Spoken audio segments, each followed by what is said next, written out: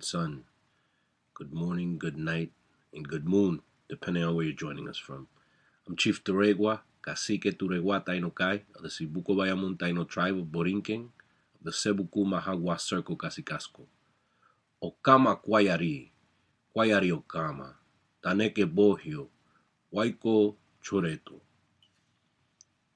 Hear me, my people. Welcome to the Roundhouse. Come into abundance. I'd first like to acknowledge our dignitaries from the Federation of Aboriginal Nations of America, Chief Two Hawks, Sagamore Winds of Thunder, Chief First Bear and Chief Lone Eagle, Chief Eagle Elk, Chief Amaguatu of the Baramaya Guainia of Borinquen, Chief Guanibo of the Baitoa Maguayake of Quisqueya, Chief Clarissa Pua Anakaona of the Hatibunoku tribe of Hawaii, Chief Wanaho of the Hatibunoku tribe of Borinquen, Behique Miguel Sagwe of the United Confederation of Taino Peoples of Cuba, and thank you for being present, and we appreciate your energy, support, and contribution to the 2020 Taino Diaspora Virtual Areito. Hahom and Mabuika to the Puerto Rican Professional Institute for Arts and Advocacy for their fiscal sponsorship. Hahom and Mabuika to the City of Providence's Department of Arts and Culture and Tourism, contributing to funding our events and speakers. Hahom to the Native American Law Students Association of Roger Williams University for its support and hosting through Roger Williams University. Hahom and Mabuika to the Taino people and all of the tribes, bands, and clans involved in adding their grain of sand to the Taino cultural revival happening everywhere today. I want to open with these remarks. Many years ago, I began a personal voyage of discovery and search for purpose and knowledge of my history and my family's history. This adventure brought me to many life-changing, paradigm-shifting, and mentally and emotionally upsetting revelations.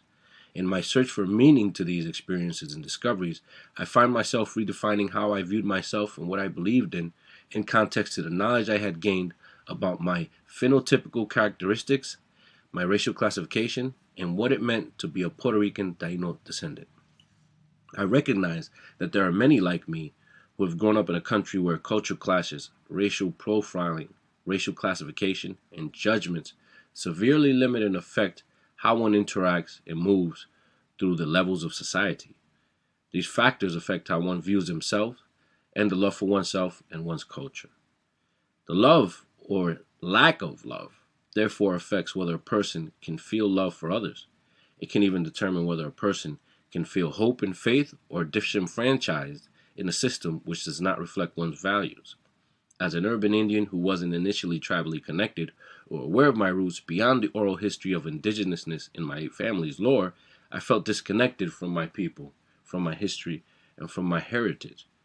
I present the 2020 Taino Diaspora Virtual Arieto in an effort to provide a space for the practice and observation of our traditional ways and as a space for the dialogue and intellect of our self-definition, self-identification, and indigenous and urban indigenous peoples existing and obscured by colonization.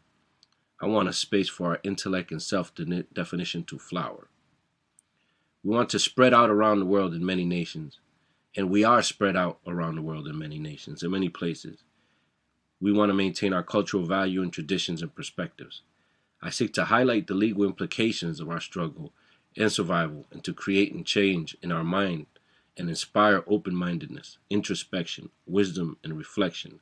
Achiano, Koromo, Rakuno, Sowaiko, to the four directions, north, east, west, south, through space and time from this moment on. Anhan, Guatu. And next, in the Areito, we're going to have an opening blessing by Behique of the United Confederation of Taino Peoples, Miguel Sagwe of the Kane Spiritual Circle. Ahom. Caciques, and other participants who have joined us this evening. It's a real honor for me to be here and to participate in this Areito. I want to begin what I'm going to do by introducing the time of the year that we're in right now. As you said, I am a participant in the United Confederation of Taino People, but I'm also an elder and teacher in the Kane Indigenous Spiritual Circle. The Kane Indigenous Spiritual Circle is a spiritual community that is participated in by indigenous people and our friends all over the world, all over the Taino diaspora. We have Bejiques in Dominican Republic, in Boriquén, Puerto Rico, Haiti. We have several in Florida, in the state of New York, several states out west, and even some, at least one European country, Great Britain. I want to speak about how we in the Kane Circle perceive this time of the year. This period of the year, this season, the late fall, late autumn, is the time that we turn our attention and our respect to our ancestors. In ancient Taino tradition, right around this time of the year when the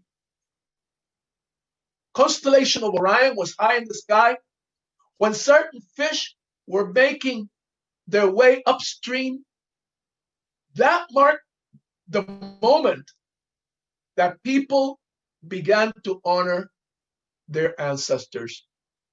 And we maintain that tradition to this day by honoring what we call the Day of the Ancestors.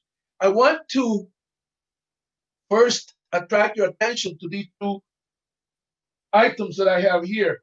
This Sabi represents our ultimate ancestor who, in collaboration with the great ancestress Kawama, the turtle woman, him, the Minankara Karakol, and Kawama became the first mother and the first father of the Taino people.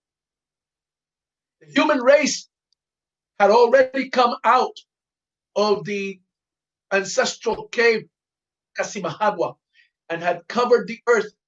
There were human beings all over the earth. But after a number of events that are told to us in the Taino Chronicles, which is our creation legend, there was a great leader, a great ancestor, the Minankara Caracol, the one who has the hump on his back, and the mother, who is the turtle woman that came out of his back, and then they joined and became the father and the mother of all Tainos. And that's our original mythical ancestors. We honor them, and then we honor all the other ancestors. Turn your thoughts now to all of the people that have come before you and your family, your great-grandparents, your great-great-grandparents, whoever in your direct line. These are your ancestors. These are the people that you honor. We maintain them in our thoughts, in our prayers, and in our respect. In ancient Taino tradition, the remains of a person that had crossed over were sometimes cremated, and the ashes were placed in two important receptacles. One receptacle was a gourd, which represented the womb of Atabe, to whom our souls return. This is Atabe here. There's Atabe. It is her belly that we return to when we, as human beings, end our journey through life and we go back to her belly. Her belly is represented by this object. This is an iguera gourd. It's a fruit from the iguera tree that grows in the Caribbean. Some of the remains were also placed in an earthenware vessel, a clay pot. These also served as sacred receptacles. Since these pots were buried underneath the ground and the iguera gourds were hung from the ceiling of the bohío, we honor that tradition by creating something called a memory tablet. These memory tablets are created for each person that dies, that passes away. And we put the ashes of the cremation, some of them in the gourd and some of them in the bowl underneath. And then we keep these in our homes. Those are called memory tablets. So this is an honoring to the ancestors. This is a time to think of the ancestors. So when I do this ceremony, when I do this prayer, I want you to focus on your ancestors.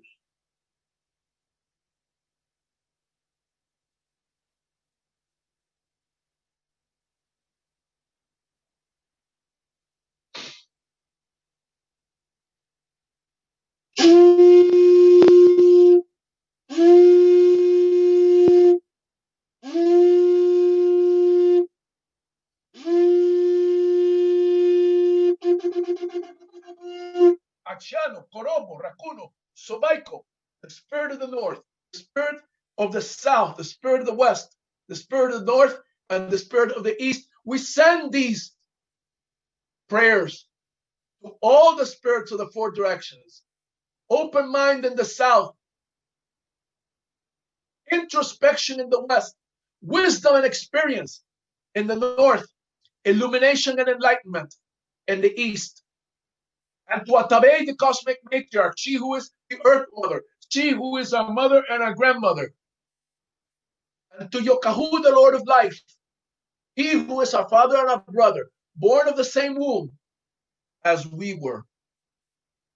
These two, the male and the female, Atabe, the cosmic matriarch, Yokahu, the Lord of life, together form the great unity that we understand as Yaya Guature, the divine all, the soul of all souls, the supreme deity.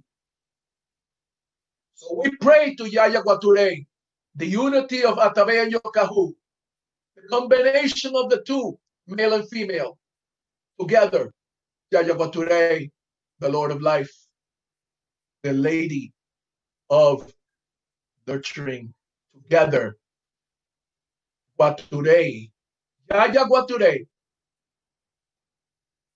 supreme being.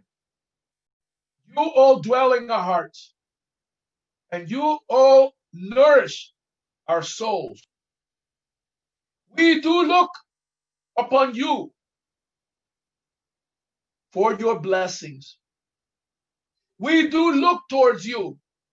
Oh, will you give us life?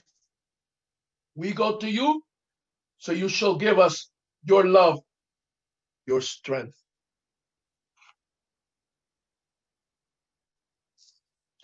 We'll end with two songs, one dedicated to Atabe and one dedicated to Yokahu, the Lord of life. This is Yokahu.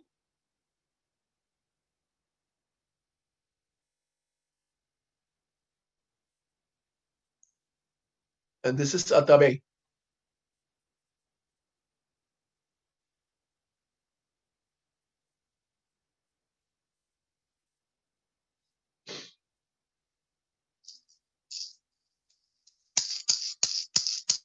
A song to Atabe, Taino Tiwa Tiata, Taino Tiwakiata, Taino Tiwakiata, Taino Tiwakiata, Taino Tiwakiata.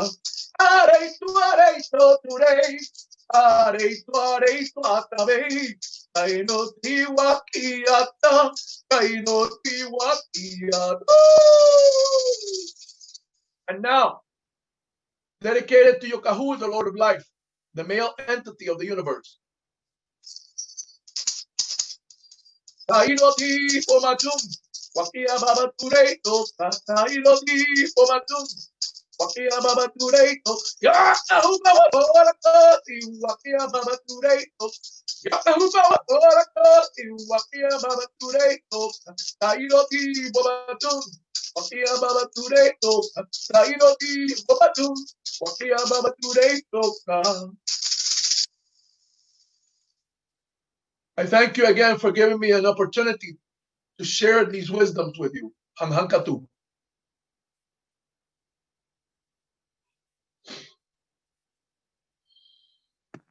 Hahom. Hahom. Thank you very much, Behika. Thank you very much for the wisdom. Thank you for the cosmology and cosmogony and the context that this always gives us to acknowledge our ancestors, especially this time of year. Hahom. For the next portion, we'll be going to Anani Cay and Cuya Cay to sing the Okama Aracuel song.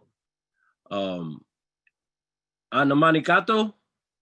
Okay, I need to unmute Manicato. 1 second. You know, this is a new time. We're all learning.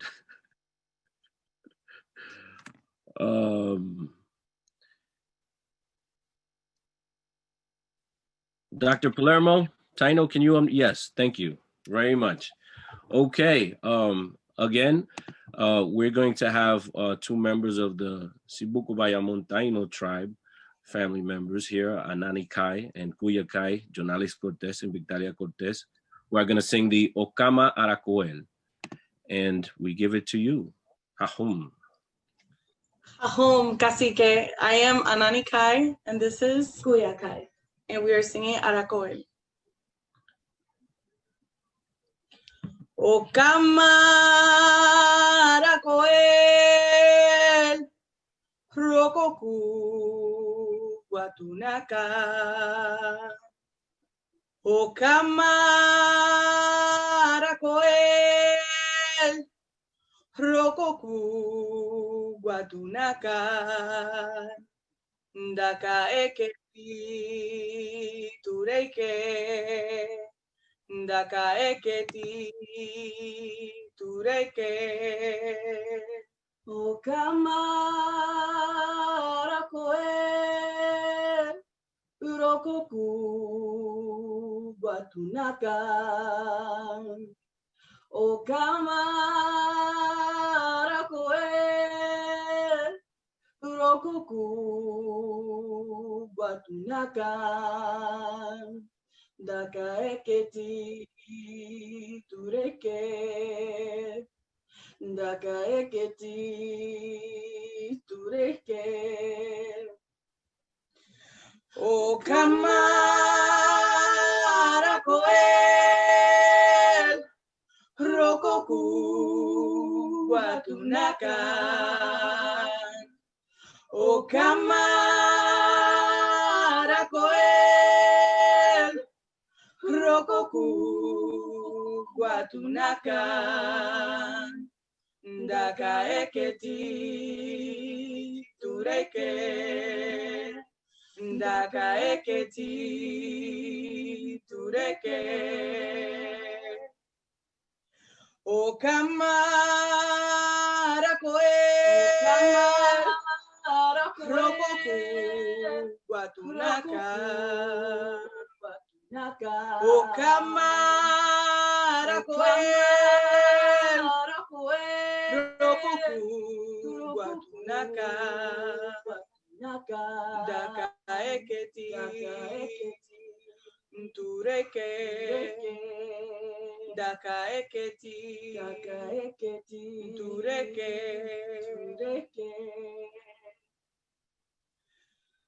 O kamara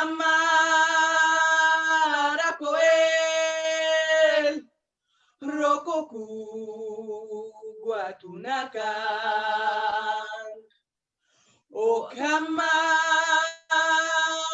koel, rokoku guatu nakan. Daka eketi tureke, daka eketi tureke. Listen to the ancestors, remember the sacred fire from within. Listen to the ancestors, remember the sacred fire from within. I am one with heaven and earth. I am one with heaven and earth. O kamara koe, rokoku guatunakan. O kamara koel, rokoku guatunakan. Daka eketi tureke, daka eketi tureke. O kamara koel, rokoku guatunakan. Thank you so much. Hahom. Hahom. Ahum, thank you very much. Thank you very much, Kuya. Thank you very much for that rendition. Anani also in the trans, like that was just incredible. Thank you very much for that Okamara Koel, because as the Behika was saying, this is a time to remember our ancestors, and we keep them present in our culture and in everything that we do.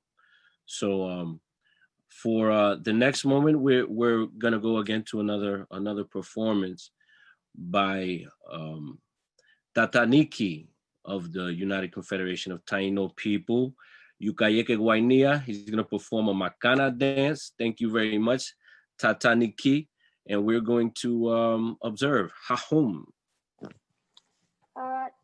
Takaraya, good evening, Didi Tataniki. I represent the United Confederation of Taino People, and I belong to the Guainia Taino tribe. It's my honor to demonstrate this Taino dance called the Makana. Hahom Hokokakona. The song is called Good Dancing by a Taino group, Arawak Mountain Singers. Go.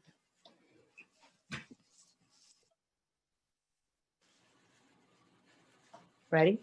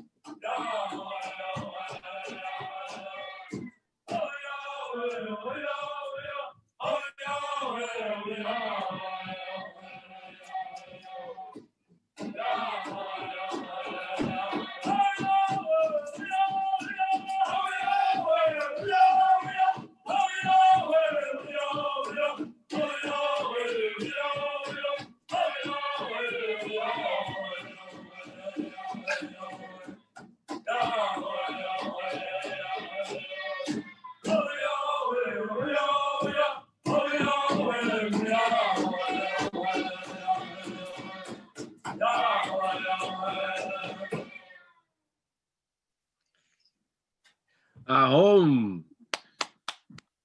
Ahom. Thank you very much, Tataniki. Appreciate your dance, your talent. It was beautiful, and I know you look a little tired. You went in. Thank you. Thank you very much. Again, to Yukayeke Wainia, to Tataniki, to the United Confederation of Taino People, to Chali Naru, for your participation in today's events. Ahom. Again, in our cultural gatherings, in our acknowledgement of our ancestors, in our telling of our stories, and in our reflection on our culture and our movements, we always have to acknowledge our ancestors and also pay it forward for the generations that are coming, such as Tataniki, and keeping that consciousness aware for our children and for our wali. The next portions of the evening will be a song that will be performed by Anani Nanichi, and that's Violeta Cruz del Valle. She's a guest here. There you go. Ahom, thank you very much for helping us move forward. I don't know how to move everything here. Ahom, how are you doing? Ahom. I'm doing well. Thank you for having me. I would just like to thank everyone that has joined and that is here together in the spirit of our people and our ancestors. Taino Ti. I was inspired a few years ago to start researching. It's been a calling of mine to start researching and just get in touch with, our roots. And in that process, I've been acquainting myself with the language, and it just led me on just the path, a journey that has led me to this moment now. But as of recent, everyone remembers the quote unquote, the devastation that happened to the island of Boriquén, Puerto Rico, and Hurricane Maria. Although it was a horrible storm, but our people know, our history, our ancestors have taught us that there's the storm Guaban 6, which her name is Guaban 6. As I was reading and about the Maria and creating this songs, I had a calling to just create this song. And Guaban 6 is the goddess of the storms of destruction, but destruction only to come as a cleansing. And when I went to the island after Hurricane Maria, I realized that what was being said on the news wasn't the feeling there. I never felt the island so united, the people so warm, so strong. Even though the trees were gone, it was like she wiped away the covering, so what the truth that is going on our island could be revealed. Ahom. And I was moved by that, and in my travels there, I met by chance a young man whose name is Leonardo Claudio, who is also of the Diaspora, and he was raised in New York City. He lost his father after that storm, and he moved there, and they left him a house, and he was inspired to. He's a filmmaker, so he was inspired to go and actually interview people in the 72 municipalities of Puerto Rico and to get the real story, because the rhetoric and the narrative that had been told up to then, it's just been, mass media, and it just didn't, a lot of the pieces were missing. So he started this out. He made a documentary. We met, and I told him about this Taino song that I wrote, and he inspired me to finish it and included me and Tapia, because Tapia is a part of the song as well, to be included in this documentary, which is Maria Se Fue, which will be out soon. It is currently now in some film festivals across seas, but once that's over, he's going to be releasing it on YouTube. But the name of the song is called Daka Guaban Sex. I am Guaban Sex.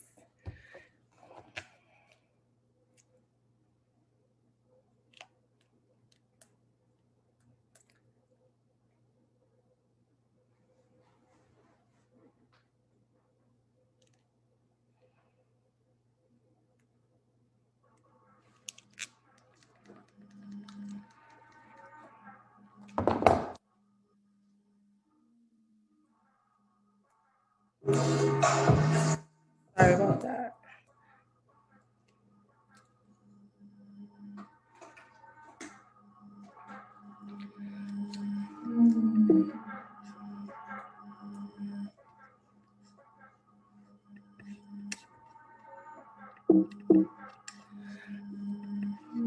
Despiértense. Okama guayari de neke. Daka guaban sex. Guarico guali. Guali atabe. Guaquete guaromo. Guasabaraboricua. Guasabaraboricua. Guasabaraboricua. Guasabaraboricua. Guay. I know I ain't the only one walking down this road who's tired. No, joining me today, it's okay. Let me guide you through this fire. Y aunque está oscuro, aseguro Taigüe les bañará en su luz tan puro. Taino ti, nani chiguali, el tiempo está aquí. Guaropo, guaquete, de pura cepa nuestra fuerza, agarren sus machetes. Raíces de caciques al garete, unidos hasta la muerte. O Camagüey.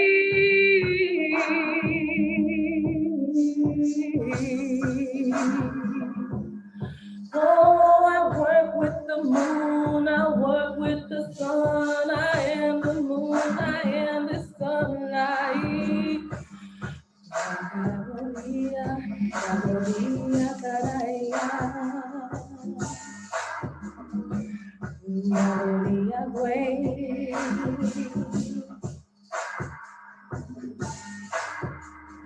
Daboria caraya, Daboria güey. Daka acaraya, daka güey, güey, güey. Tai güey, tai caraya, tai güey, tai caraya, güey. Daka cuyo, tai caraya, daka cuyo, tai güey, güey. Da capito cuyo, cuyo. Nani chiku caraya, nani chiku güey, güey, güey. Oh, Daka woman sex.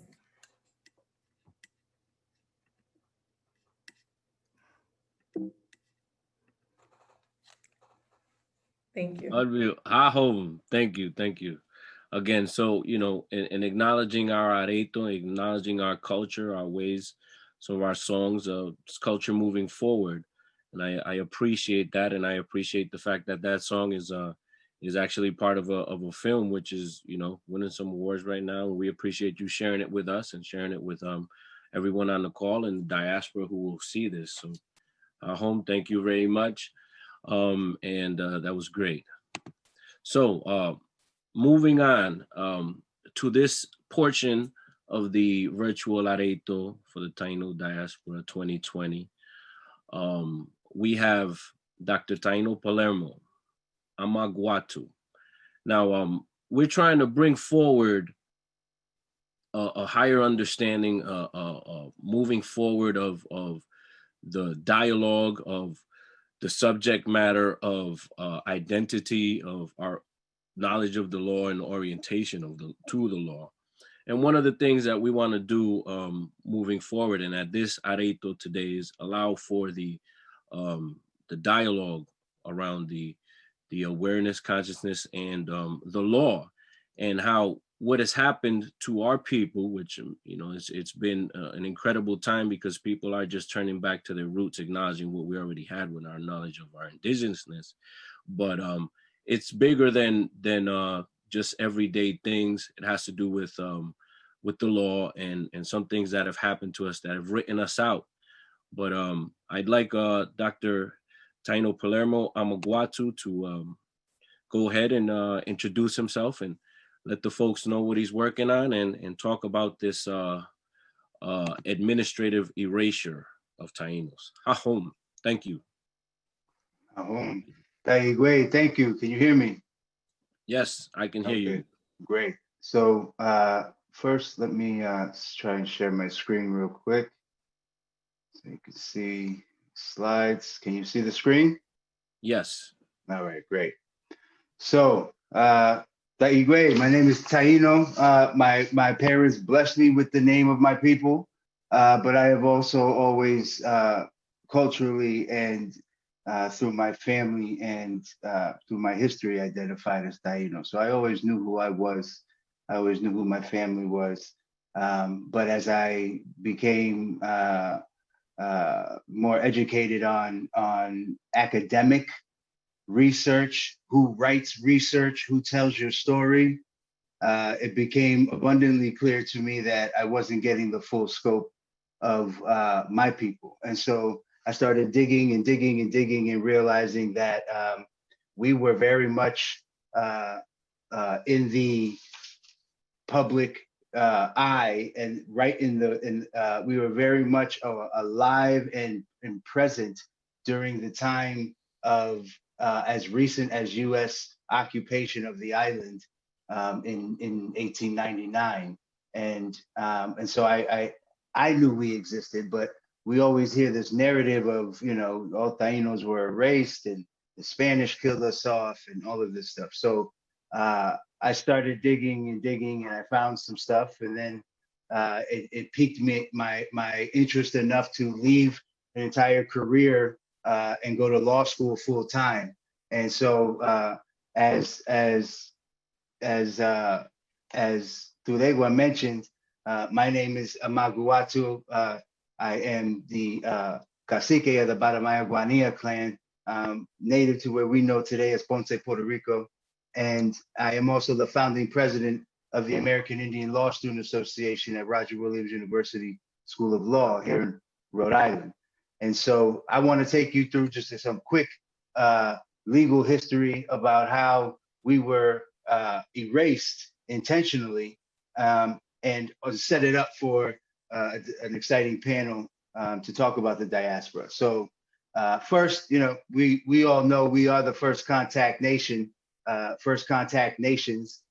Columbus landed in our island, interacted with us as the indigenous people of the Americas first, and as they continue to spread the news of these quote unquote new lands through Europe, we know that additional colonizers up and down the eastern seaboard of the United States also met our pre-colonial brothers and sisters up and down the state. This is one of several maps that represent the territories we cover. It is highly well known that the Tainos occupied even more of southeastern United States, with artifacts being found in states like Georgia and South Carolina. And through the slave trade, we know Tainos who were swept up in slave trades through Spanish and Portuguese colonization and French colonization. So we know where we are, the geography we cover. And so, it's really hard to attribute the complete genocide of peoples who occupied all of that territory, especially to just one colonizer like Spain. No colonizer is that strong, and certainly wasn't Spain. And so I think when we look at some of the legal history, we can see how we are constantly fed this narrative. And we have to understand that Tainos as Indians under the law, under American Indian law, exist separate and apart from the formation of American Indian law. This little chart you see right here is the eras of American Indian law formation throughout the United States formation as a country. But what we're going to be talking about specifically is right as the U.S. took over Borinquen in 1900. And the reason we're doing that is because legally our rights as American Indians, we are Native Americans under the American Indian law classification. We are indigenous peoples to lands now occupied or overseen by the U.S. And so just like Senecas and Mohegans and Narragansetts and Cherokee and Seminole, Taino are also Native American. But we fall out of that process of being able to, even through all the years, mainland American Indian tribes were mistreated and marginalized through all these eras that you see listed here. We are separate and apart, treated as Puerto Ricans on an island previously occupied by Spain under Spanish government and social order. And we know that that's not the case. And so one of the first pieces of legislation is this Northwest Ordinance of 1789. That law, affirmed by the Supreme Court, laid down the playbook on how to set up governments and strip away the rights of American Indians.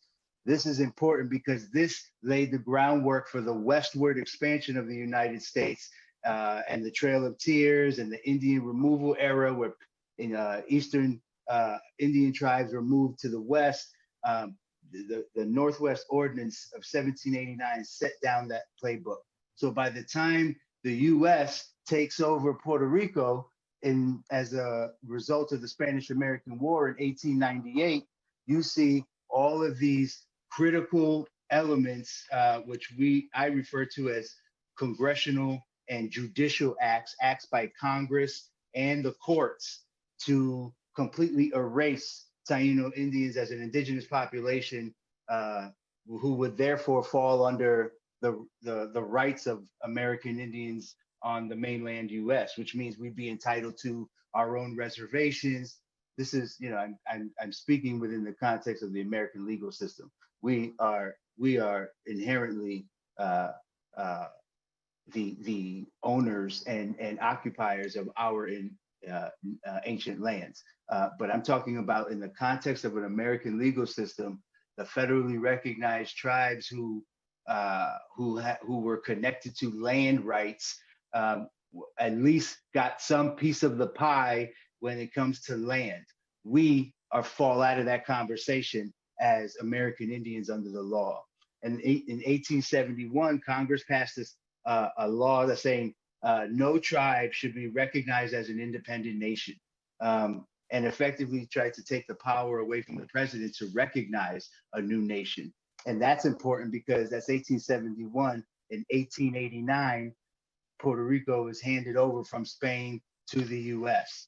In 1899, the U.S. also takes its first census, where they document Aborigines, Tainos. They explain our entire societal structure. They even reference a visual sighting in 1899. I'll show you that in a second. But in terms of the law, the year after 1900 they passed the Foraker Act. That's the Organic Act.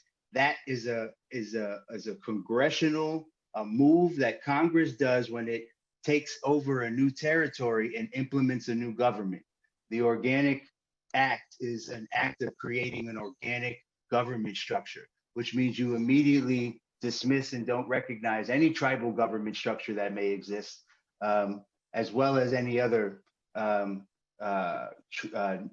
sovereign type of operating tribal structure. That act created the Insular Court.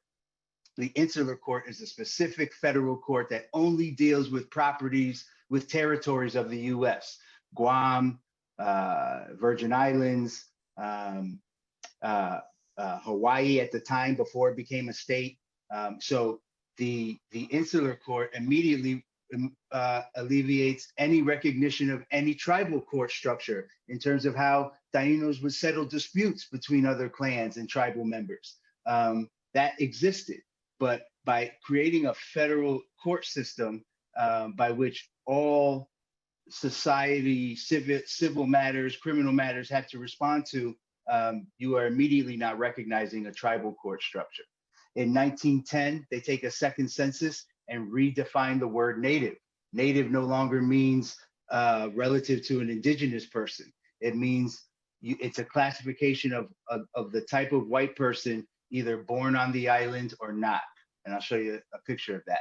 And then in 1917, there's a Naturalization Act, the Jones Act, which makes everyone on the island a US citizen and not recognizing any other tribal status or tribal government status.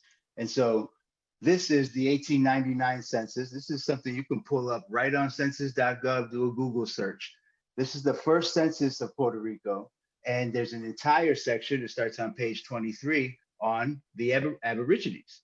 And so you see here, most of this documentation in this federal US War Department document is from the testimony of Fray Inigo Abad, who was a Franciscan monk who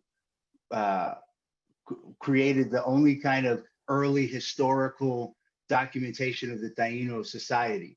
However, it's been widely speculated that it's a lot, if not most, of what his history entails are secondhand tales from other folks and not directly observing Taino society. So it is, and it's also a tale to the crown. This is someone reporting from this new land they discovered, quote, with, in quotations, to the crown of this society. And so they have to paint them as weaker, subordinate, less than, in order to justify colonization. So a lot of the description of the Aborigines in this first census report is based on that. So I say that because that is already starting off a narrative about the indigenous people not existing. And so what you see here, though, in the same report is pre-US occupation in 1879, a British ambassador to Puerto Rico, who was an ambassador to Spain as a territory of Spain, talks about the orders of caciques and talks about the societal structure in 1879. And so this is a picture from that same 1899 census of the types of Puerto Ricans. And so you can see ranging in shades, in racial, shades, and wearing, either like Jibaro kind of campesino outfits or European, suits. And what's most important is that a general on the ground in 1899 is quoted in this report as seeing crowds of 700 or 800 gathered about pay tables in these cities as, they're laborers coming down from the mountains to do work and get paid. So the frequency of the Aboriginal type was very noticeable. The look is almost, while it is almost certain that it is today no single individual in Puerto Rico of pure Aboriginal stock, it is equally sure that the type can be seen everywhere in the mountain settlements. At San German, I noticed a woman whose color, hair, and features were true Indian as seen in the southwest of the United States. And so this is them in the US in 1899, acknowledging our existence, documenting our existence, and then 10 years later, we get a new report, an updated census, now from the, you notice that first report was from the Department of War. 10 years later, we have since formed the Census Bureau within the Department of Commerce in the United States government, and they issue this initial report on Puerto Rico. And in this one, it says that the comparable data available for 1899 that are introduced into the 1910 tabulations for the characteristics of population as well as for the number of inhabitants. It may be noted, however, that the 1899 report does not classify the native white population by parentage and does not distinguish mulattoes and blacks under color. So what they're saying is in this, it says whenever this classification is made, data for 1910 only can be given. So what they're saying is that in this, what the data that they are using in this census moving forward will no longer differentiate colors. And it says, moving on in this next section, the white population is divided into 4 groups, the first one being native. So whites born on the island are classified as native. And so there is no representation of Aborigines or indigenous people, and now everyone is either colored or they are white native. Now, what happens later on in 1917 with the Jones Act is that everyone becomes a U.S. citizen, and in the 1924 census, they rename everyone as Puerto Rican, and then you're either white, black, or mulatto. And so that is how the law changes, who we are or whether or not they recognize us. So some common myths and misunderstandings I just wanted to mention, which I'm sure many of us know and heard of, are, that it is widely known that the Spanish census was underreported. And so there's a study called Documenting the Myth of Taino Extinction by Dr. Lynn Guitar.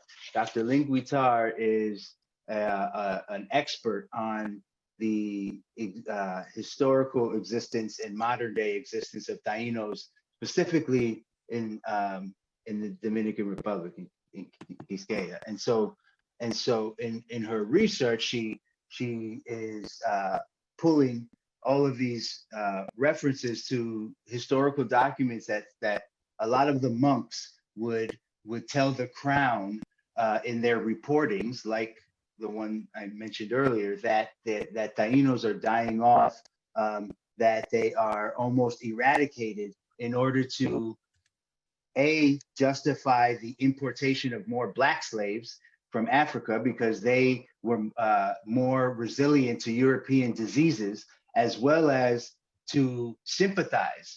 Bartolome de las Casas is the well-known Franciscan monk who was known as a friend of the Tainos, and he too would send these reports to the crown saying that they're dying in mass numbers as an attempt to stop the subjugation.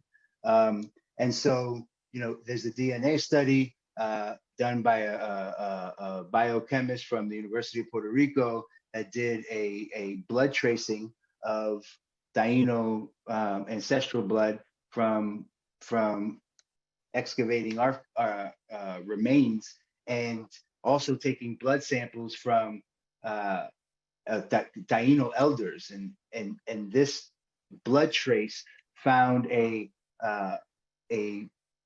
mitochondrial DNA, which is a fancy word for an ancient blood strain specific to the region of Borinquen. This study was done specifically for Puerto Ricans on the island, and tracking blood types through the diaspora. So Taino blood does exist.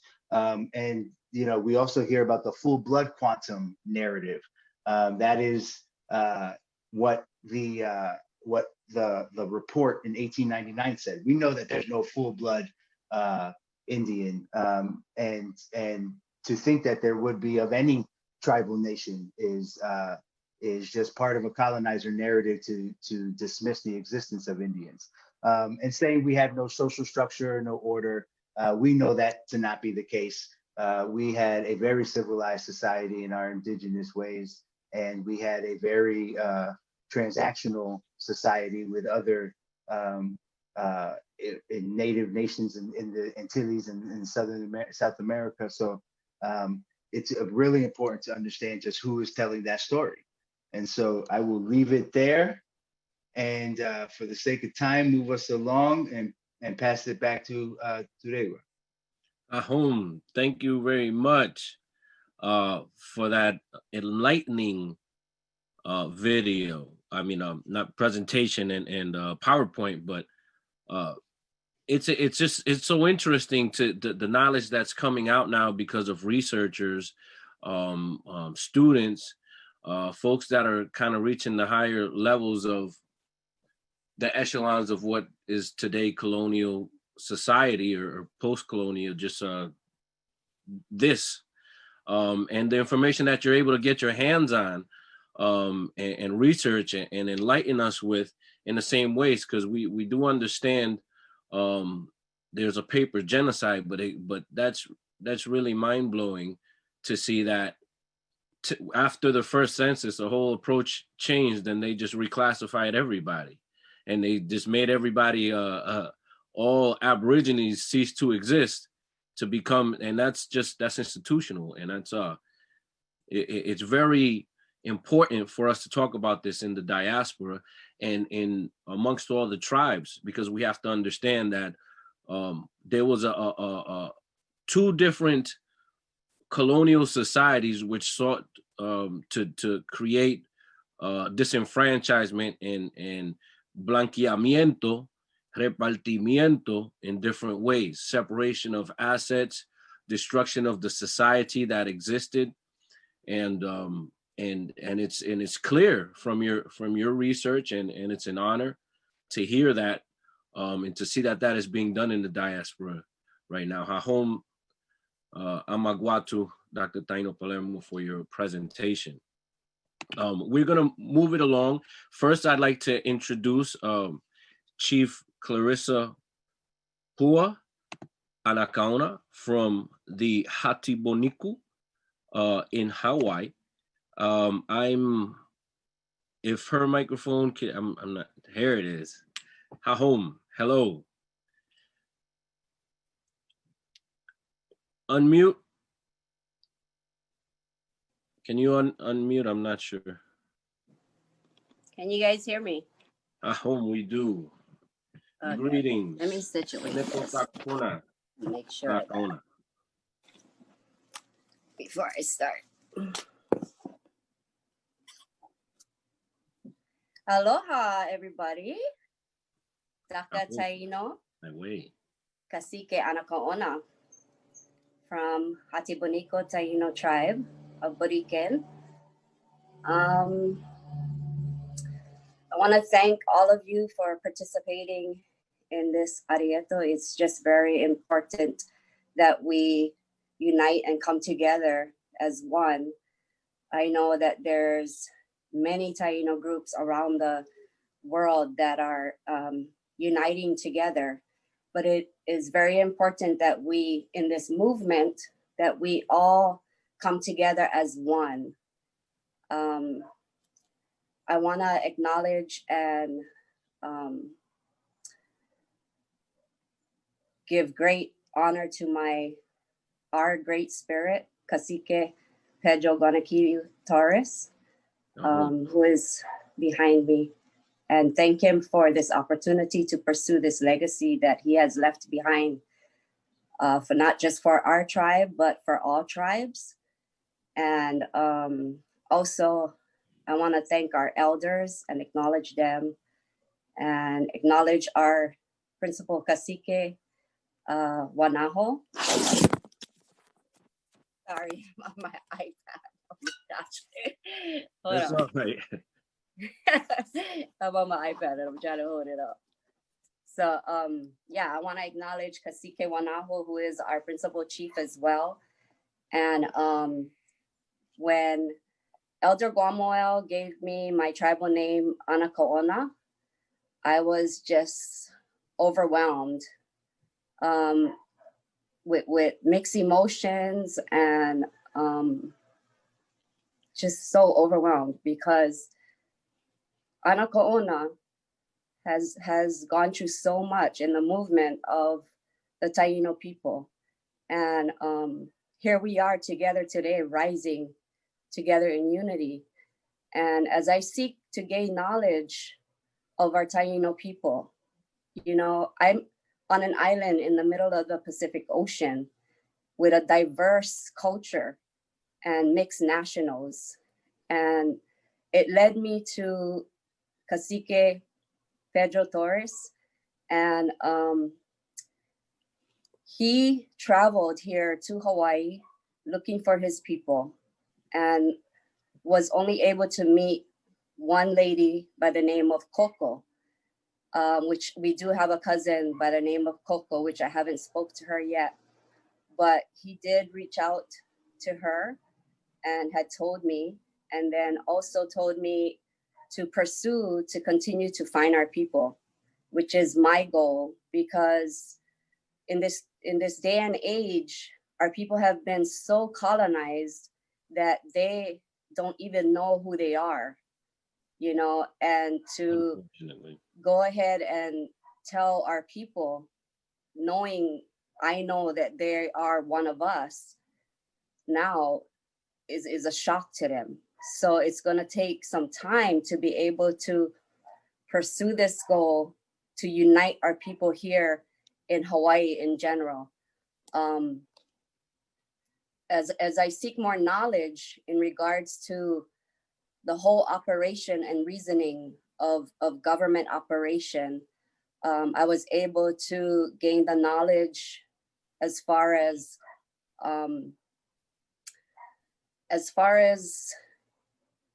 how the government has colonized us to continue to enslave us as indigenous people. And it starts off by claiming us as numbers, giving us a birth certificate with also a number. Each and every one of us has been bonded. The government has bonded each and every one of us. I'm talking millions and millions of dollars. They use us as bonds to invest in banks and in what it may be. But gaining this knowledge and knowing that they have done such things to us, and now we are rising together to unite and having those gain the knowledge in law and be able to understand it a little more, we need to pursue as indigenous to be able to come as one unity and go back to our homelands, you know. Enough enslaving and enough, we, you know, as we say, I don't know more. And as Tainos here today, think about it, because I too have been colonized, and I have colonized my children, not even knowing the ins and outs of it. Signing that birth certificate for my child, I have signed them off to the government. That is one form of genocide. And through the laws, we have been enslaved and been bonded, and we can tap into those bonds to be able to save Puerto Rico, to be able to restore Puerto Rico.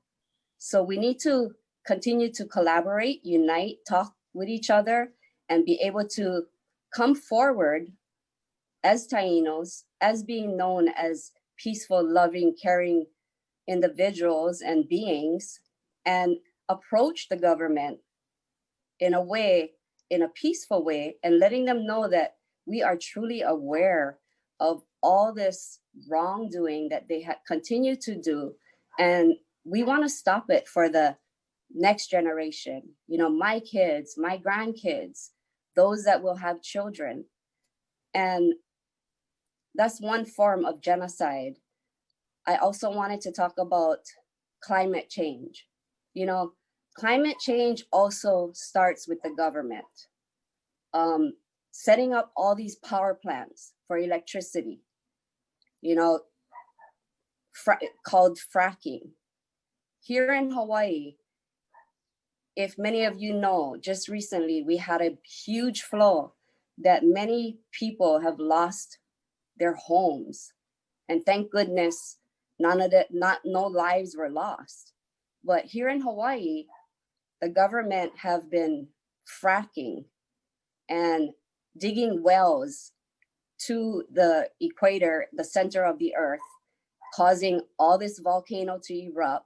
And they're using that energy and building all these power plants, and all this toxic that is coming out into the air is killing our environment. They're also And doing then that let in alone- Borinquen. They're doing that in Borinquen too. Yes. So we as Tainos can come together as one in peace, because we no longer want violence.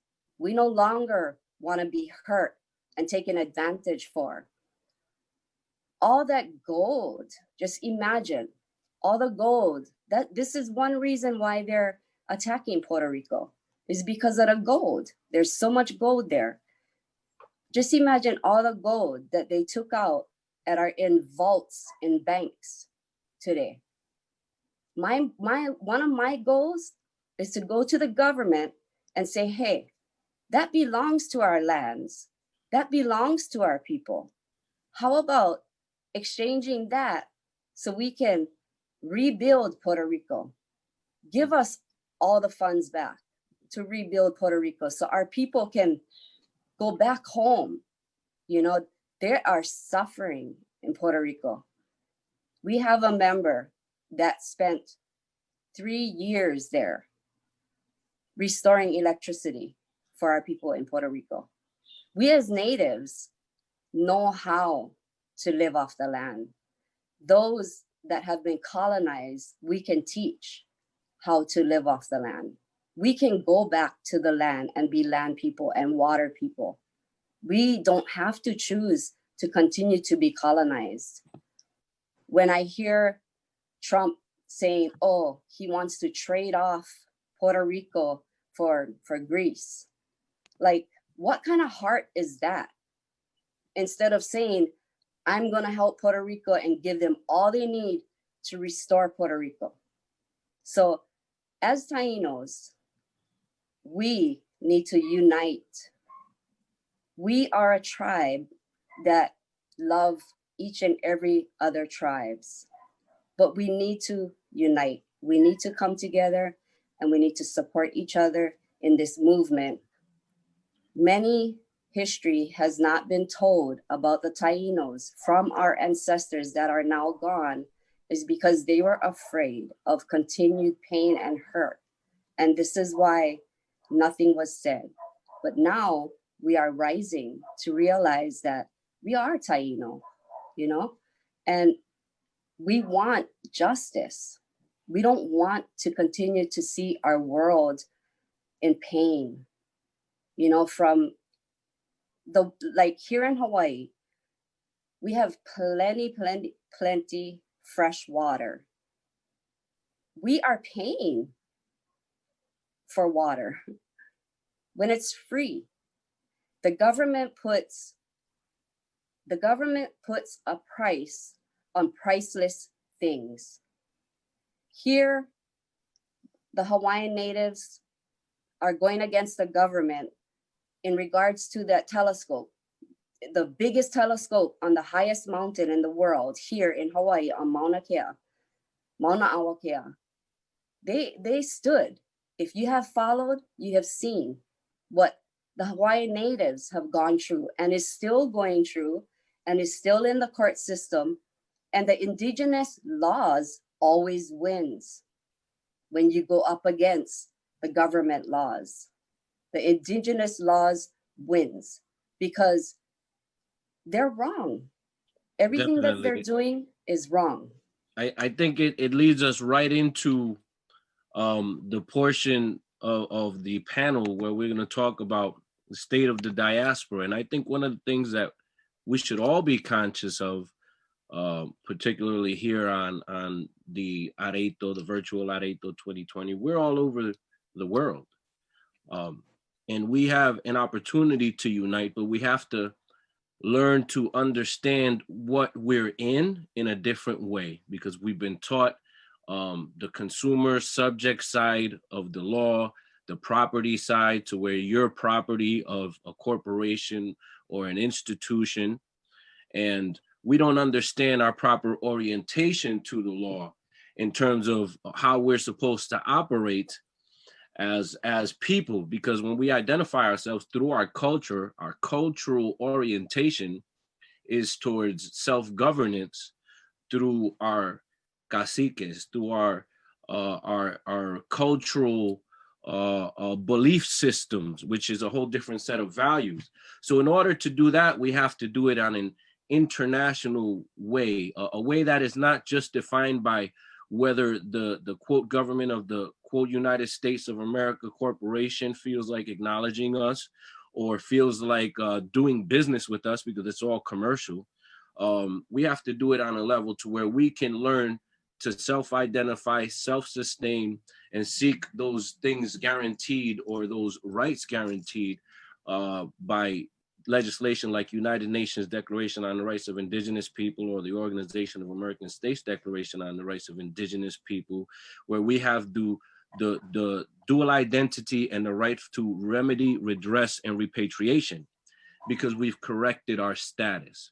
And that's, I think, what that, it has a lot to do with why we're in the position that we are in, because we've allowed and also been forced to allow foreigners to dictate our future, because we're operating on a foreign system that's subjects of a foreign system, and a corporate government system is telling you what you can do and what you can't do, but it never asked you if you're part of that system, if you're part and parcel of it, if you're an immigrant or a European native, like they were saying, then you are part and parcel of that system. But if you're not, then you aren't. So I think it involves us having a great discussion as to status, misclassification, and the remedy to correct through rights, repatriation, and through making our declaration of ourselves through law, through creating our affidavits, through tracing our family lineages, and through helping to found it and back it through trust. So there's so much education that has to go on. But it's clear that we can't go forward all in our own silos. We have to unite and share our knowledge with each other. What we're learning here at Sibuko Bayamon, within the Federation of Aboriginal Nations of America, within our understanding of law, equity, trust, all these concepts that we were never taught, and that for the most part, lawyers aren't even taught, unless it's a specialty. You know, we have to learn to take that knowledge and share it amongst ourselves to move towards the inevitable goal of reclaiming our land, because that's what it has to be. And a big part of that also is, you know, we are all over the world, but we do have to go back to our island and reclaim our place there and make ourselves felt there by saying what we need to say there and demonstrating it physically with our presence, and not always asking for permission. What we need to do is walk forward in the strength of our integrity of our sovereignty within our nations as the units that we are, because we are identifying ourselves, and we are aboriginal to the United States. We are aboriginal to the Spanish government. We're aboriginal to the crown. We're aboriginal to everything. So we have to walk in that stance that it's not, we're asking you to stop this construction. We're going to move on it and stop it. Right. And plant our symbol, put our our flag, our own identification, and not ask for the permission of anyone else. And yeah, I'd like to ask you to elaborate a little bit more on your ancestors and how they came to Hawaii too, and how you see that connection, because there's a lot of koki in Hawaii. It's the other place where they can survive, which is something that I've found very interesting. Yes. You know, it's so weird that you mentioned that, because I woke this morning to one koki singing away early in the morning. And we never get kokis here. And I was like, thank you. You know, my ancestors is with me. Thereafter, it was gone. I'm like, what? But yeah, so my ancestors, our ancestors, were all related, you know, one way or another. They came to Hawaii in the 1900s after a storm in Puerto Rico, and they came to enslave in the sugar company. There was this pack called the Big Five, and it's Castle and Cook, Alexander and Baldwin, C. Brewer and Company, Amflac, Theo, H. Davies and Company. All these big corporations needed to enslave our people to run their corporations. So being that, and this is another thing, you know, that I want to jump off the subject in regards to these storms happening in Puerto Rico. So we have a lot of, like for instance, the telescope up on Mauna Kea, you know, all those that are working in there, looking in our universe and tapping into our universe, somehow, to me, I feel, is man-made storms. I honestly feel it's known because they do manipulate that this is what they've done. Things, yeah. And they do this to kill off the population, you know? So they can go and continue to take from the lands and put a price tag on priceless things. So we're not the only ones that are hurting. And here in Hawaii, talking about indigenous laws. So I grew up in a village that the lava covered, and I grew up on the land, you know, learning how to make do with my surroundings and survive with the fresh water. Just learning how to survive without the government. I've been there. Like, I know how it's done. And I know our people can do it too. And we have generations that have been colonized to the point where they don't know anything like this, you know, how to go back to their roots and to be afraid to go back to their roots. How are we going to make it? How are we going to eat? How are we going to survive? You know, if you've been there and you know how to do it, and you have those that have, you're in a learning process and we can do it. So we have a family here. They created, you know, the Hawaiian Kingdom laws, and they have their own operation that they use their own indigenous laws. And I can share that and introduce a lot of you to the families if you have questions in regards to how do we approach this, you know, how do we do this in a peaceful way, and allow them to be able to guide us, because what they have done and in their space, the government can't even touch where they live. The government can't even, the police can't even go there. That's how strong and empowering this family, you know, has done. And I am honored to be able to be connected to this family and grow up around this family.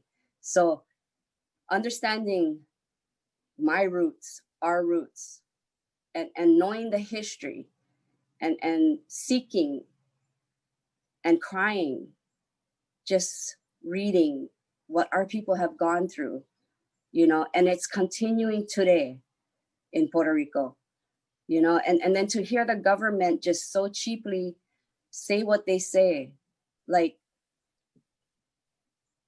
for me, as a cacique, enough is enough. Right now is the perfect time to state that we as indigenous come together and state that we want to keep Puerto Rico sovereign. And we have to defend that. We have to learn to defend it.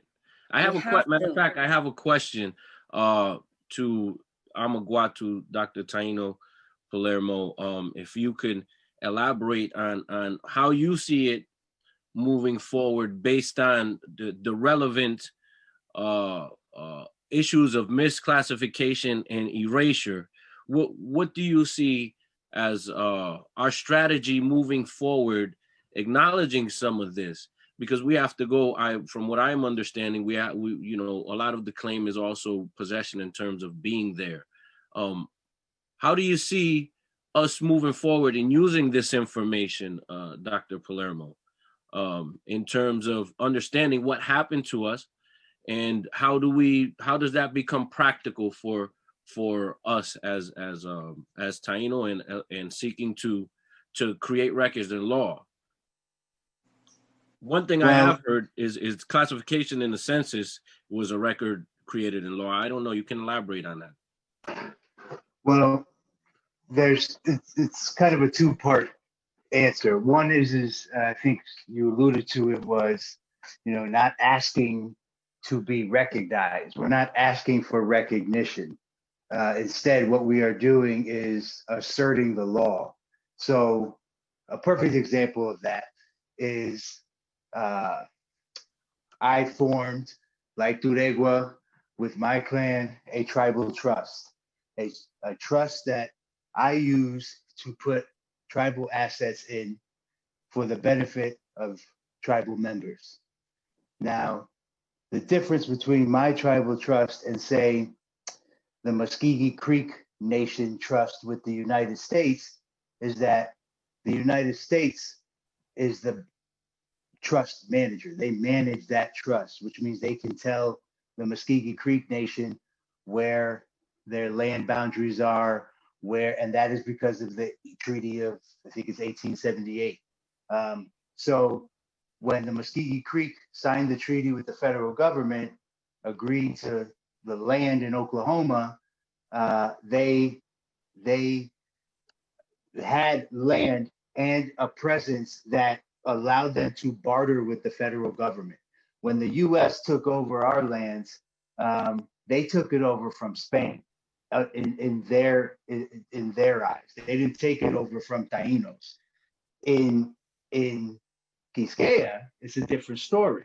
And Cacique Enriquillo had a treaty with Spain. He was one of the last caciques who had an actual stronghold that Spain could not penetrate. And people also need to remember that Spain only occupied the eastern part of Quisqueya. They didn't occupy the entire island. And there's a lot of research around the fact that the Spanish could not navigate the mountains and the rainforest terrain of the island. So they stuck to the coastal areas, and anytime they would go in deeper, Enriquillo's force would push them back. And so it forced the peace treaty. Now, Spain has a treaty, the Crown has a treaty with Tainos. Now, Tainos, as a general population, are American Indians because as a population, we cover and occupy land that now the U.S., is the overseeing nation state of, that being Borinquen. So anytime a sovereign nation takes over from another sovereign nation, any pre-existing agreements transfer over. And so that's actually an international law. I don't have the number off the top of my head. I think Chief Tureygua might be still on the line. He may know that that specific law, but it's an actual law that existed during the pre-colonial tribes when the British Crown lost to the colonial states in the Revolutionary War, and then those pre-colonial tribes that had relationships with the British Crown had to now renegotiate those terms with the newly formed American government. And so over the years, as colonizing nations have changed hands in the modern evolution of international law, there is in fact a law that recognizes pre-existing treaties. And so Tainos have a pre-existing treaty with the Spanish Crown. That Spanish Crown handed over its relationship to these territories in the Spanish-American War in the Treaty of 1898. So we have a legal thread to actually raise a claim. Now, a claim could be, let's say that my family is native to the area, to Ponce, a little bit deeper in, not so close to the coastline, more towards the Rio Portuguese, which the Spanish named the river that flows along, through Ponce into the mountains, but that the Taino referred to it as Baramaya. And so that region, if I owned property in that region, I bought it like straight up from Century 21 or whatever the real estate company is there. I bought, let's say, 20 acres as Taino Palermo, U.S. citizen, social security number, blah, blah, blah, blah, blah. Now I transfer that. Taino gifts it to Guatu and the Baramaya Guainia clan, and as a gift to the trust. Now I've taken my U.S. citizen assets and transferred it to my foreign tribal trust, and now I'm dealing in the legal space that Cacique Kaona was referring to with the Kingdom of Hawaii, because now I have the Taino tribal trust that I have is in the eyes of international law and U.S. domestic foreign trust law is operating as a sovereign nation.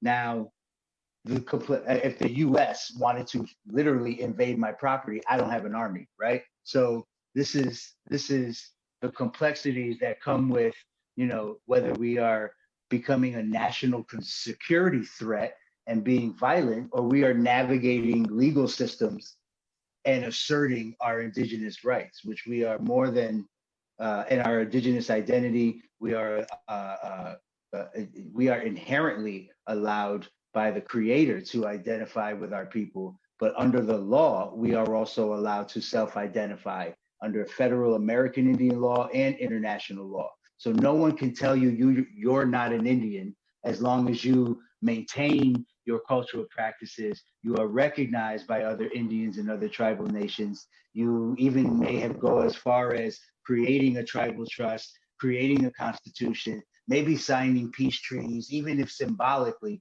with other tribal nations. You are recognized within other indigenous communities as indigenous. And so the pathway then becomes really about securing our rights through the law. And so, I think that really involves, recording our testament in the form of affidavits and in the form of legal notices, because we have to take on our own to record our histories and to record our family's histories, our family trees, our roles, if you will, for our tribes, which are put together of our families.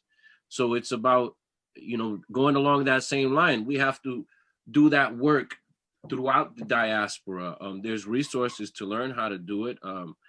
We can't go into a training to exactly how to do every piece of this, but we're still learning it. That's why I'm in law school.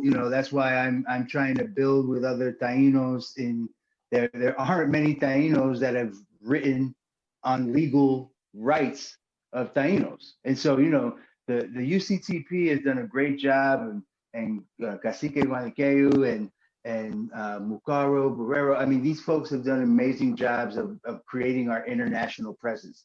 Look at how many people are on this call. There's no denying we don't exist. Now it's a matter of our legal rights. And so this is still new. Like Tainos exercising their legal rights is new. And so I can tell you personally, with the conversations I'm having with law professors locally and nationally, no one is talking about this. And so as we continue to build, you know, I will make sure, you know, Tureygua and I in particular will make sure we as soon as we learn new forms, new structures, new processes, we will make sure to host forums like this to relay that information to other tribes. Most definitely.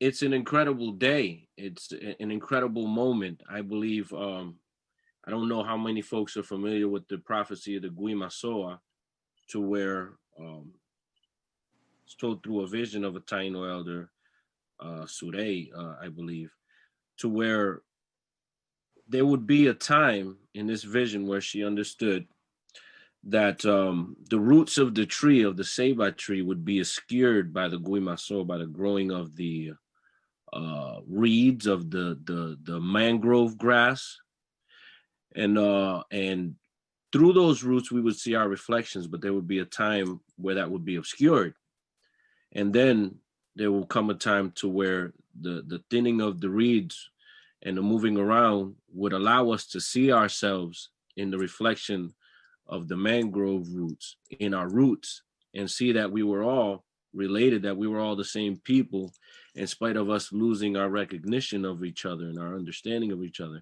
And so that awakening, that time now told in many stories and many histories and many traditions throughout America is now. And that's why we're encountering such a heavy toll of identity and of civil unrest and of dissatisfaction to what we've been forced to go through in this process. I think that it's an honor to be able to host these conversations, because like you were saying, no one's talking about them, but I think I guarantee that from here on in, people are going to continue to talk about it, and we're going to host the discussions, and we're going to make sure that we can talk, and we're going to work with each other. Everyone that I've invited on this call, particularly, I'll just say Guaniqueu I met shortly before he passed. He came and did the Indigenous Peoples Cultural Conference here in Rhode Island. We brought him out, and I met him, and I had conversations with him. And the conversation at that time, which used to be about federal recognition, it was always, well, you know, how come we don't have this federal recognition in this thing? And that was the goal for everyone. And many of the organizations that have come up to now have been, you know, based on fighting that fight. But we're starting to find that in this new era of awareness and consciousness, that national federal recognition isn't necessarily the thing, because we're seeing that sovereignty violated for many tribes in many different areas, and we're seeing it upheld in some, but we're also seeing a lot of violations to those trusts. So I think it really comes back to us identifying ourselves and accepting ourselves in all our different physical incarnations and all our geographic placements within our diaspora, because we are a nation within many other nations. And this is the moment for a lot of these things. Hahum. That's Cacique Yes. Cacique Wanaho. Hahum Cacique Wanaho. How are you? I'm not sure if you're muted or not, sir. Hello? How's everyone tonight? We're We're good. blessings. Thanks Many for joining blessings, many in. blessings to everyone. Sorry, I got out of work late today, and I just hopped on just to pay my respects to everyone. Hahum. So I'm just here, Well, just thank you very listening much and observing. for making your I can't really appearance. hear that. Just like really. Well, thank you very much for making your appearance, Cacique. Thank you very much for being part of the conversation and how we're trying to figure out how to unite ourselves in the diaspora and share our knowledge and move forward in this way of reclaiming our land legally, because that's really where the fight lies ahead. We know our culture is alive. We know it, and we're doing it, and we're living it, and we're building, but legally we're trying to move forward. And minds like Dr. Taino Palermo, Guatu, minds like Raymond Two Horse Watson, who is a Narragansett chief, many different minds that are breaking ground in this legal discussion are contributing. And I'm looking forward from just the 2020 Areito of the diaspora forward to building more relationships that will result in more production for our people, more remedy, redress, and repatriation, and more self-sustainability. Because like Cacique Anacana was saying, we can live off the land, and we have to be willing to do that. And if we can teach that, then there's nothing stopping us from being able to come back into sync with the land and respect the land and change our futures. So, Hahom, thank you. Yeah, so I want to just say and teach you folks something. We need to, wherever there is people getting artifacts, digging up bones, because I've seen many of our ancestors' bones being put into museums and if we can start now to look into Puerto Rico and see where they're digging, what needs to happen is you have what's called, and what we call it here is Kuleana rights. Okay, when there is bones in the ground that is of our ancestors, we have rights to go back to that land and say stop what you're doing and care for the land and nurture the land. We have Kuleana rights to do so. So I just wanted to make that clear by law, because it's a law here. And we did it. My husband did it, because my husband is a descendant of the kings of Hawaii. King Kamehameha, that's his uncles. And we do the same thing. So wherever there's bones on the land, we go back and we say, look, this is our ancestors. We came back to claim back the land and nurture the land, which means go back, take care of the land, clean the land, planting, everything, cultivating, and stay there and show that you're caring for the land. And they can't touch you. The government can't touch you. What is the word again? The rights called again, and how do you spell it? Kuleana rights. So it's Kuleana. Okay. Hahom, Yeah. I have a question. I wanted to see if I can speak to Behike Sagwe about. I'm not sure if you're right there, Behike.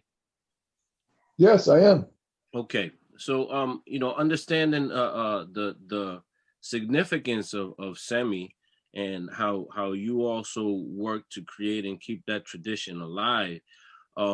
Bearing in mind what she was saying about going back and finding the bones, how do you see that as an option for us? Even like, because I know I've gone to the rivers in Puerto Rico and picked up arrowheads and things that were laying around that just didn't really even make sense to me that it was just right there and anybody could pick it up. So moving forward with the culture and what creating things, we can go and we can reach that, but you're creating them forward also. I'd like you to elaborate a little bit more about that, because I see you constructing these Semi. There's a couple of different elements to that question that I want to address. First of all, I want to go back to the issue of returning our sacred relics back to the people I don't know whether how much the people that are participating in this gathering are aware of the fact that some of that is already happening. I mean, Cacique, you're aware of that, right? Yes. Okay.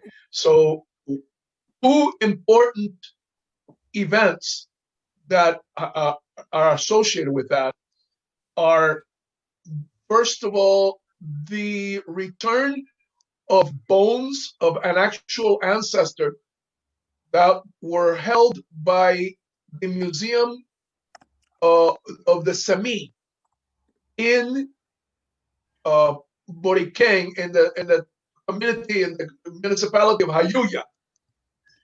I don't know how many people are aware of that. And those bones were being kept in that museum, and a community of Tainos, including, this was kind of spearheaded by the United Confederation of Taino People, which is an organization that I belong to, and others. It was a coalition. They agitated, if you will, so that these bones would be liberated, and they were. So these people actually gathered there in front of the museum, took the bones out, they dug a hole, literally. They dug a hole right in front of the museum and reburied the bones with ceremony and ritual. And then they created a grave there. It was a female body. So that ancestress, that grandmother, is now there. Anybody here in this gathering that goes to Jayuya, I would encourage you to visit that museum, because right in front of it is that grave, and to honor that grave. The other one is in my own country where I was born, Cuba. And that was spearheaded by another Taino of the resurgence movement, a person that I know also, Jose Barreiro, a Cuban American. And he, what he did, at that time, he was part of the Museum of the American Indian. He was part of the staff. And he was able to persuade the Museum of the American Indian, which is now located in Washington, D.C. It was taken over by the Smithsonian.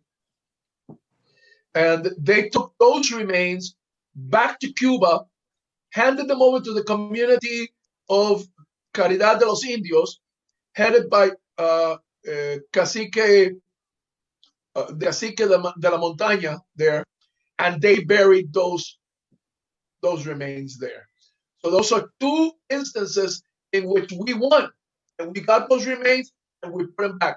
Now, that doesn't mean we're finished. There's still a lot of Taino bone remains that have to be repatriated, and some other relics that are not actual body parts, like, for instance, and you were, I want to now talk about what you were telling me about semis, making semis. So of course, as you know, I'm an artist, so I created this statue, this wooden statue of the Sami Boinayel, who is the Sami of rain, of the rain.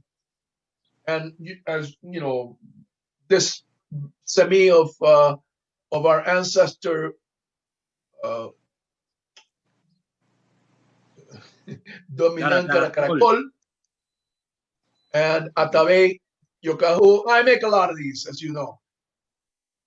But they're original.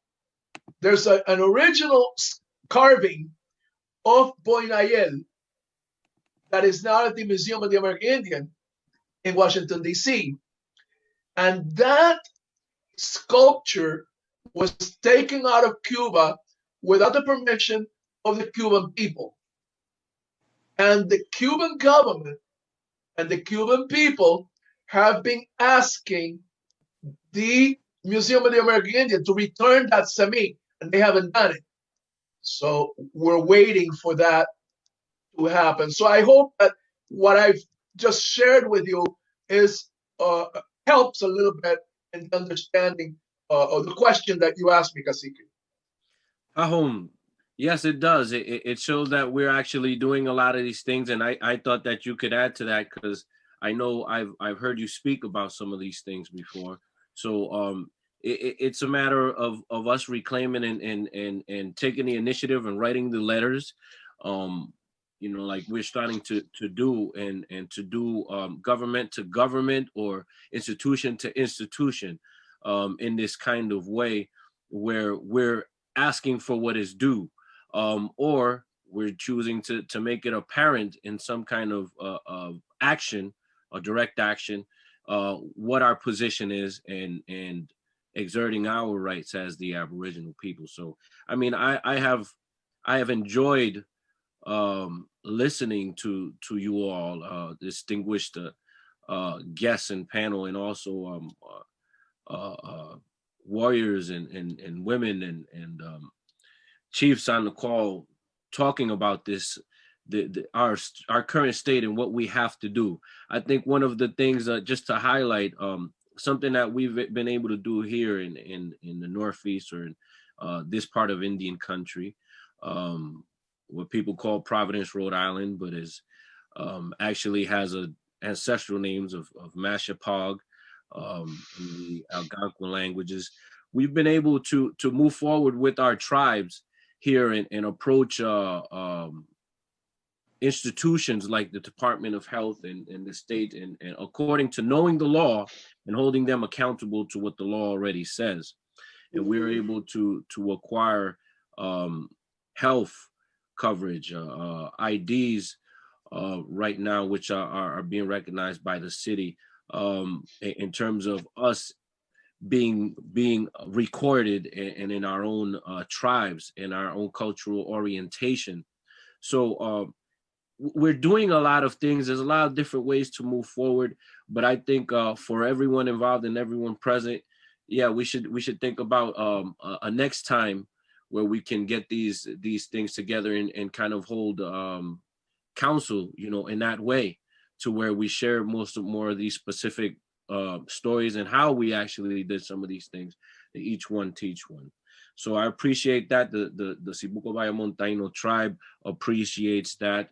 All the tribes that have participated, I've appreciated all of your participation, all of your commentary, all of your Taino, all of your perspectives, and your blessing in spirit to this call and to this moment. Let it go out to the four directions. Hanan Katu. I had a call. Did you have something to say, Baker? No, I'm agreeing with you, brother. Okay. I had a question, Cacique Anacaona. Yes. You had a video of a fire dance. Was that possible to view or was it not? Yes. So Okay. that's my ni Taino Karakara here in Hawaii. I'm gonna share the video, and there's gonna be some kind of a glare because let me see what I can do. It's all right. we're I'm happy to see it and to see how the indigenous. So he really wanted to be here today with us, but he's a working father and a caring dad and yeah. But I told him I would share his video. Respect. He's a fire dancer, very, very, very passionate about who he is as a Taino.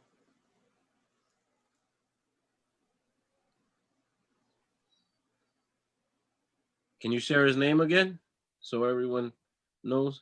He is Ni Taino Karakara. Ni Taino Karakara. So I mean, was that the video right there? There it is. Yeah. Yeah, it's a short clip, but he wanted to do it live for you folks. But I told him, since you can't be there, I'll share it with you folks. But this is, let me get a picture of him. Yeah, that's him and his family. Ahom. Thank you very much. We appreciate Caracara's contribution. Yes. And on that note, being that it's Dance with Fire, and we've danced with fire all night here. In respect, Ahom, to the Aracoel, to our ancestors, Ahom to our people today, to our Ari. Thank you very much for participating on the call and on the Areito 2020 Diaspora. I would also just like to present, if anyone has information for social media contacts or emails, we can share those in the chat. I'll hold the call on there so everybody can do that for a moment. I'll list mine, but we're gonna continue to push the dialogue forward. Again, with COVID and all the things that have happened this year, it's been very difficult to host our traditional Areito or also our tribal naming ceremonies because it's been difficult for us to gather en masse, and we're coming from different states, which brings in all this quarantine stuff. So it's been very difficult for us to get together. But what I would say is that the more we do these virtual aretos, these gatherings together in spirit and virtually, the more we can continue to build forward movement. So again, thank you, Hahom, Bomatun, Seneco Kakona. Many blessings to everyone that's on the call, everyone that Ahom, Cacique Joel. Ahom, and thank you for your participation. This is being recorded, so we're gonna hold it there and end it there pretty much. I thank you very much for all coming together and us hosting this conversation, and we'll continue to nurture the relationships which have allowed us to have this conversation today. Ahom Behike, Ahom, Ahom Chief Anakaona, Ahom Chief Wanaho, Ahom Amagwatu, Ahom to all the chiefs on the call, Ahom to our dancers. Thank you very much, Tataniki, for blessing us. Thank you very much to Caracara for blessing us. Thank you very much to our singing talents in the community. From the Siboko Bayamon Taino tribe, my family, my cousins Anani Cay and Kuya Cay. Thank you very much for your song. Thank you very much to Nanichi, Violeta Cruz Del Valle for your song.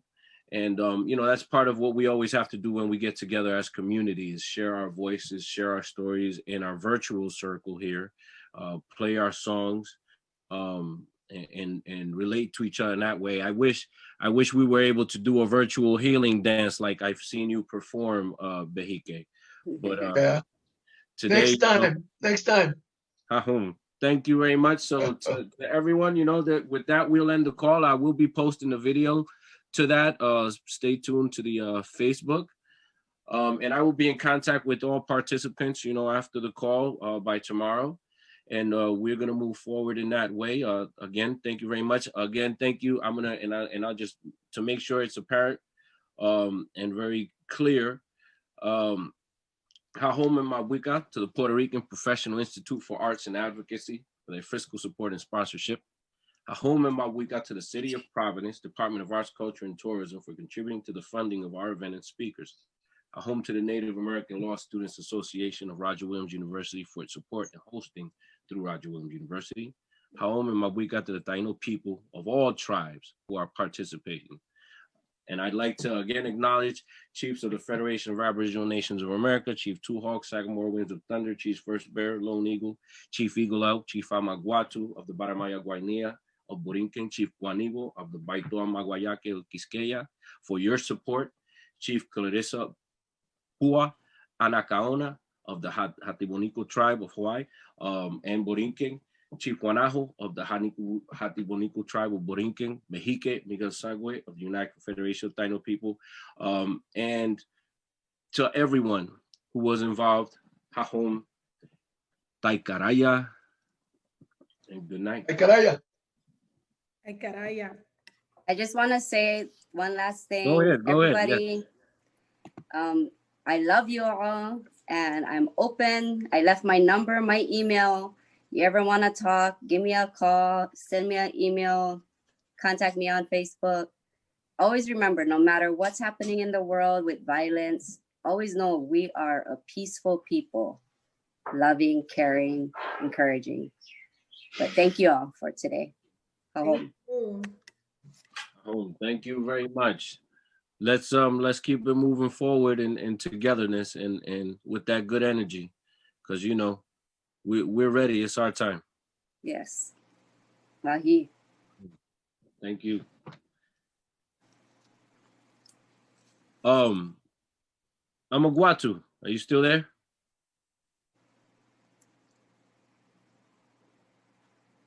Looking. Hello?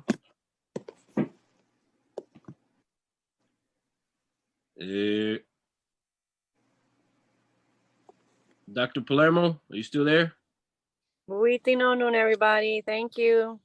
Hi, thank you. All right, so I guess I'm not sure how to how to end this, but I'm gonna end the video from here on. Oh, good night, guys.